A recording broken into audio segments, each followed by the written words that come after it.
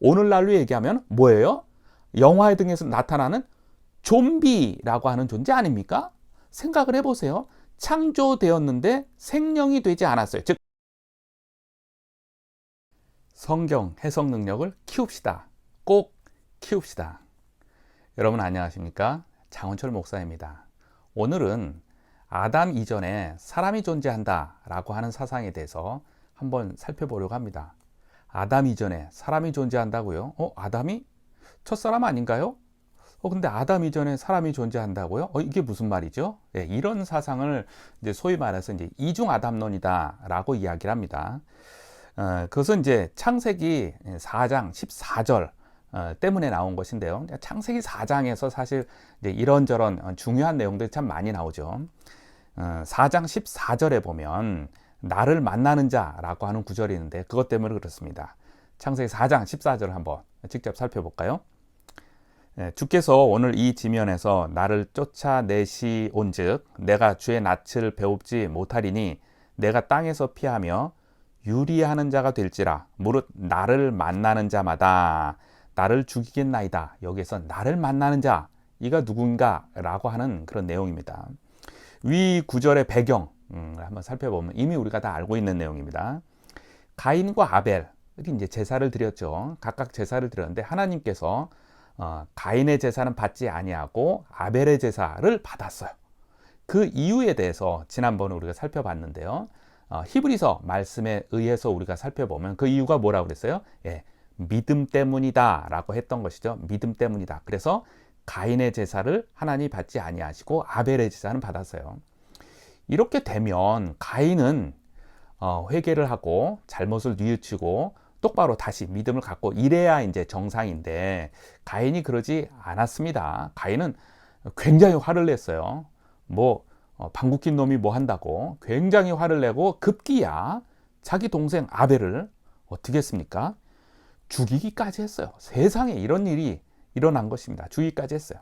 이에 대해서 하나님께서 그에게 벌을 내리셨습니다. 가인에게 벌을 내리셨는데 그게 12절에 나오면 창세기 4장 12절에 보면 너는 땅에서 피하며 유리하는 자가 되리라 라고 했어요. 이게 벌이에요. 땅에서 피하며 유리하는 자가 되리라. 유리하는 자 무슨 말인가요? 영어 성경 NLT를 보니까 You will be a homeless wanderer 이렇게 돼 있어요. 땅에서 homeless 우리 많이 들어봤죠, 그죠? 집이 없는 wanderer 뭐예요? 방랑하는. 그래서 한마디로 얘기하면 집 없는 방랑객이 된다. 이렇게 해석을 할 수 있을 것 같아요. 가인을 죽인 아벨을 자기 동생 아벨을 죽인 가인을 향한 벌이 너는 집 없는 방랑자가 될 것이다 라고 이야기를 했어요. 가인이 집 없는 방랑자가 된다는 그것에 대해서 매우 두려워했습니다. 굉장히 두려워했어요. 왜 이렇게 두려워했을까요? 당시의 공동체 사회에서 공동체에서 쫓겨난다는 것은 단지 그냥 집을 떠나서 방랑객으로 살아간다는 그런 편한 인생, 어찌 보면 편한 인생, 그것을 말하는 것이 아니고 죽을 각오까지도 해야 하는 그러한 엄청난 벌이었죠. 그래서 나를 만나는 자마다 나를 죽일 것입니다 라고 하며 그가 겁을 먹었던 거예요. 이제 여기서 이제 문제가 발생합니다. 나를 만나는 자, 아까 성구에서 나를 만나는 자는 과연 누구를 의미하는 것일까요?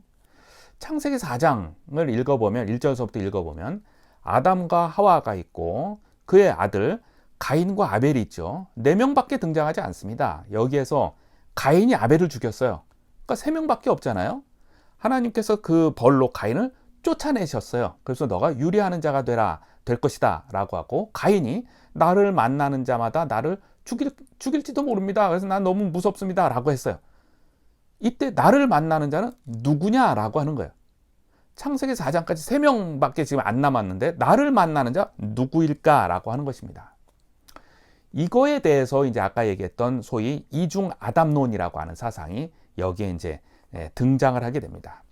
한마디로 아담 이전에 사람이 존재한다라고 하는 사상이에요. 그래서 가인이 두려워했던 사람들은 아담 이전에 이미 존재했던 사람들이 자기를 만나서 죽일지도 모르겠다라고 하는 그러한 사상이란 얘기죠. 이런 거 들어봤습니까? 교회에서나 어느 성경 공부 때 이런 소위 이중 아담론이라고 하는 내용 들어보셨어요? 안 들어보셨죠? 어찌 보면 그것이 당연한 거예요. 왜 그러냐면 이것이 성경적인 내용이 아니기 때문에 그런 거예요. 당연히 안 들어본 거예요. 근데 이제 혹이 이단자들은 거봐라 너희 교회에서의 성경 공부 수준이 낮아서 그렇다 뭐 이렇게 오히려 거꾸로 우리들을 유혹할런지도 모릅니다. 이중 아담론이라고 하는 것이 우리 주변에 은근히 퍼져 있어요. 제가 한 1, 2년 전에 그 성락교회 아시잖아요. 귀신파, 소위 말해서 그렇게 분류되고 있는 성락교회 김기동 씨에 대한 사상을 좀 비판한 것이 있어요. 그 중에서 김기동 씨의 여성관이라고 하는 주제로 그분이 쓴 여러 권의 책들을 제가 분석해서 그의 여성관을 좀 비판한 내용이 있었는데 그 중에 하나의 책이 인자와 여자라고 하는 책이 있습니다. 그 책에서도 이중 아담론 사상이 좀 나옵니다. 물론 그의 대표적인 책은 이제 귀신론이라고 하는 사상이 있죠. 그곳에서도 당연히 있는데 이제 인자와 여자라고 하는 그 책에서 나온 그가 한 말을 한번 그대로 한번 인용을 해보겠습니다. 인자와 여자라고 하는 책에 188페이지에 이런 얘기가 나옵니다. 하나님께서 창세 이후 땅 위에 충만해진 인류 가운데 하나님의 마음에 합당한 자 하나를 이끌어 그 사람의 코에 하늘에서 창조하신 사람의 영을 불어넣으셨다. 제 말이 아니고 김기동 씨의 말입니다. 또 같은 책 209페이지에서는 또 이렇게 얘기를 하죠. 영이 없이 생육하고 번성하여 땅 위에 충만하던 인류 중에서 아담 한 사람을 택하여 뭐예요?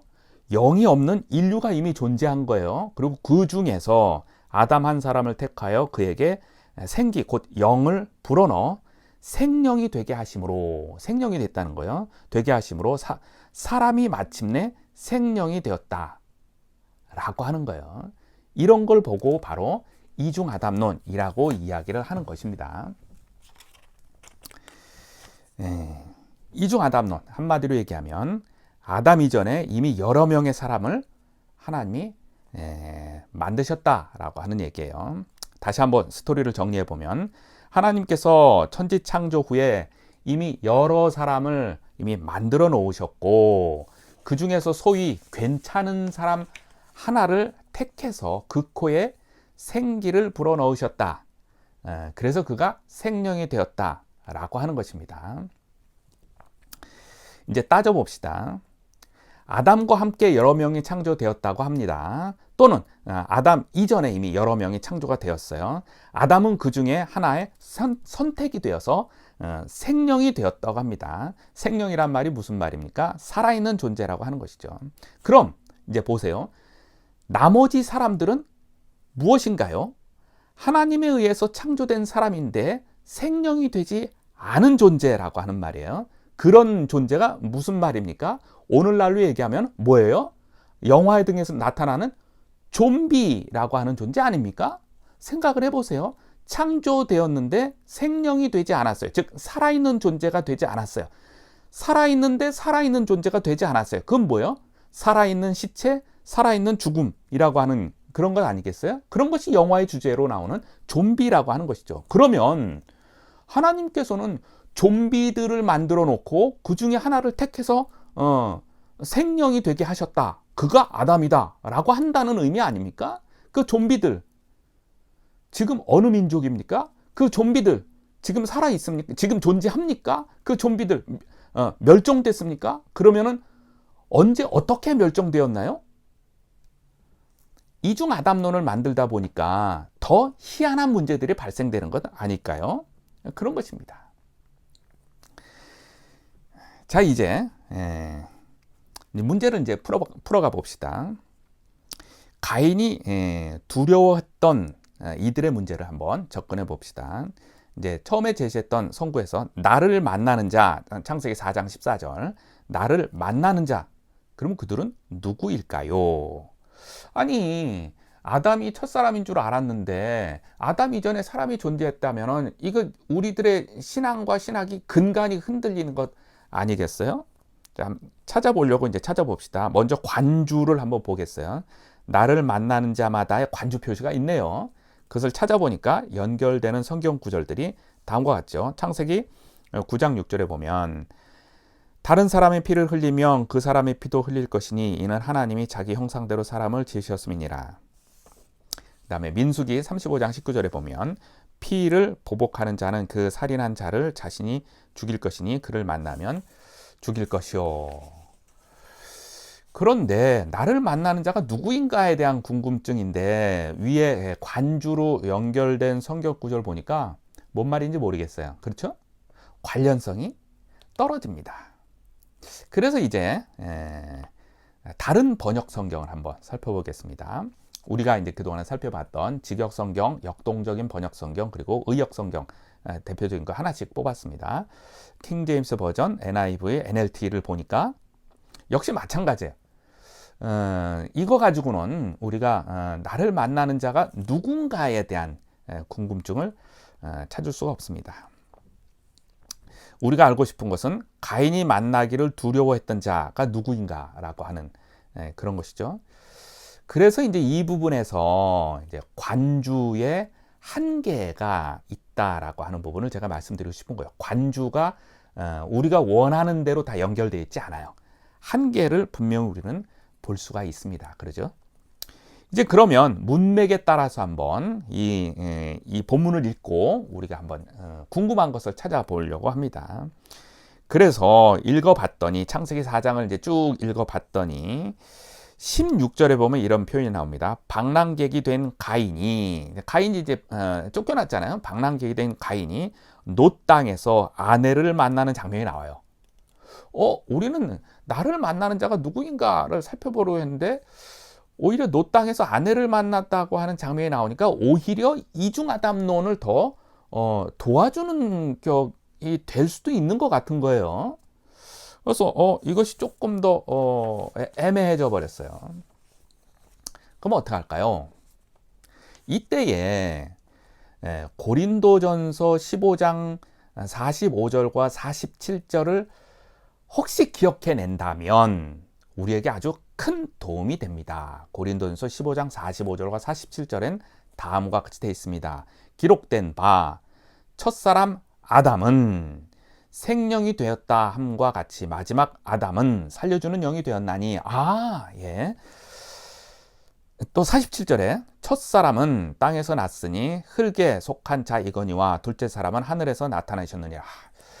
고린도전서 말씀을 통하여서 우리는 아담이 첫사람이다 라고 하는 성경을 해설해 주는 그러한 장면을 우리는 발견할 수가 있었습니다. 그래서 이중 아담론에 대한 부분이 여기서 해결이 되지 않습니까? 우리는 두 손을 높이 들고 할렐루야 라고 우리는 소리나도 칠 그런 상황이 된 것입니다.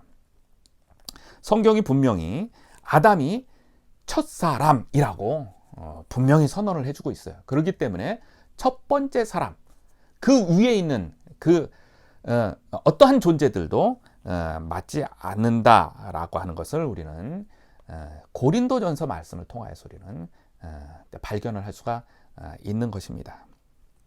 따라서 우리가 관주 표시되어 있었던 아까 그 부분에 대해서 고린도전서 15장 45절과 47절을 우리가 그 옆에다 직접 기록해 놓을 수가 있어요. 그래서 관주의 한계가 있는 부분을 우리가 직접 기록해 놓으므로 나만의 관주를 우리가 만들어 갈 수가 있는 것이죠. 그죠? 그리고 그걸 통해서 우리가 관주를 조금씩 더 보태갑니다.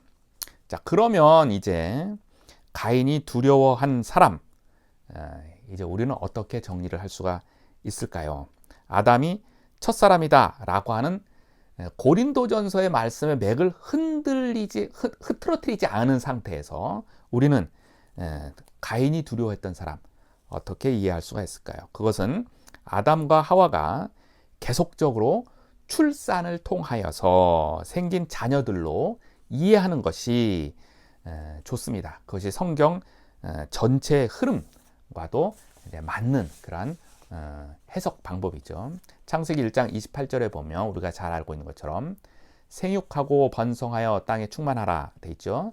창세기 5장 4절에 보면 아담은 셋을 낳은 후에 800년을 지내며 자녀를 낳았다라고 그렇게 기록되어 있습니다. 따라서 아담과 하와는 가인과 아벨 외에도 계속해서 지속적으로 하나님의 명령에 따라서 생육하고 번성하여 땅에 충만한 일을 하게 되었습니다. 성경은 그들의 모든 자녀를 다 기록하고 있지는 않지요. 구속사에 필요한 인물들 중심으로 성경은 기록하고 있지 않습니까? 다시 말해서 가인이 두려워했던 이들은 아담과 하와의 또 다른 자녀들로 이해하는 것이 좋습니다. 이것이 성경 전체의 맥과도 일치하는 것입니다. 그래서 창세기 4장 14절에서 나를 만나는 자마다에 대한 궁금증을 이중 아담론이라고 하는 사상을 끄집어 와서 이해하는 것은 비성경적인 것이다 라고 하는 것을 우리는 찾아볼 수가 있었습니다. 오늘은 여기까지 하겠습니다.